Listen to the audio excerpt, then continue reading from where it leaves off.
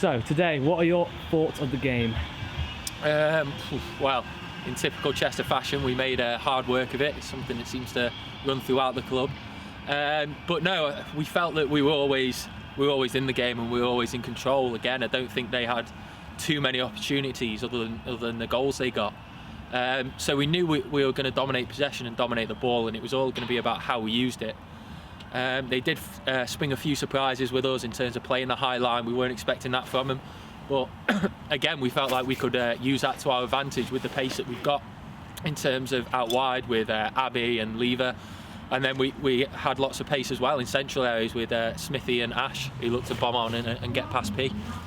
So as you just mentioned, the high line, how important do you think it was to utilise and capitalise on how high they were and get in behind in them in the first and the second half? Oh, absolutely, yeah. They played really high right the way through, and in the first half it was almost like we were trying to match them up and go and stand by their players rather than moving off their players and making runs in and around them.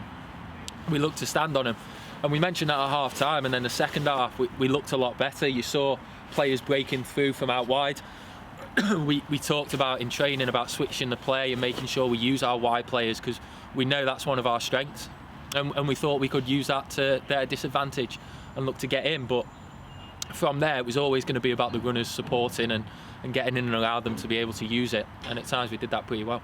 How frustrating was it for you when you kept getting caught offside, and what was your message at half time to the girls to hold their run and not get caught offside? Yeah, absolutely, yeah. We mentioned that it is just a case of giving them that half a yard, because we felt like player for player we could beat them for pace at the back, and obviously at this level with a lack of linesmen and things like that, the referee's fighting a losing battle, so they're always going to err on the side of caution with offsides and not give away too much. So yeah, we spoke to them about it at half time and just said, give yourself that extra half a yard and make sure you're running past the player to get it, because we've got the pace to be able to do that. And Broomy typified that when she came on. She did that time and time again, and she got her goals for it and her award. In terms of Broomhead, how important was that substitution? Because she's a very different player to Gil. Do you think in the terms of the time when she came on, it's important to have a different style of player? Absolutely, yeah, absolutely. I mean, we're very lucky to have both of the players. I mean, I've said before, P's invaluable to us in terms of she gives us a different option to be able to hold the ball up and bring people in and around her. And then Broomy, completely different player again. She can do bits of that, but she can also, main strength is to go in behind, and we saw that today. So as soon as we saw how high they were playing, we knew that the second we brought Broomy on, we were going to have opportunities. How important would you say that midfield three is? Because Bullock, she broke the line lots of times today. Crook seemed to dominate the play and getting them balls out wide through to Lever. How important is that, the stability in midfield? Oh yeah, absolutely. We're looking to do that now. Obviously Izzy Crooks again with the ball, outstanding. She can ping a ball for anyone, put it on a sixpence for them and get them through the back door, and she did that again. I wouldn't be surprised if she had a hand in most of our goals today. If not the direct assist, she definitely started off the move that was going forwards.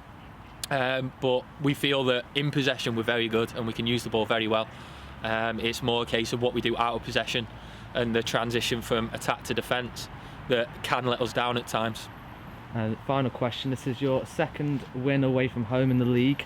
How important is it to kick on in these away fixtures and try and pick up them points to help yourself get out of the league table? Yeah, absolutely. We said in the changing rooms, we're consistently inconsistent. I think that's the best way to put it. We sometimes we turn up and we're at the races and we can challenge anybody in the league. We proved that when we beat Salford 3-1. But then other times we'll turn up and then we'll go away and we'll pick up draws that really we shouldn't be doing if we're looking to challenge in the league. So yeah, definitely we've had good results against Warrington. Obviously I know we were 2-0 up, but nonetheless a 2-0, they were unbeaten at the time. So a 2-2 draw, before the game we probably would have taken that. And then the win against Ashville, which was comfortable, and I wouldn't say a comfortable win today, but a dominating performance definitely from us again, and we'll look to kick on from that against Altrincham.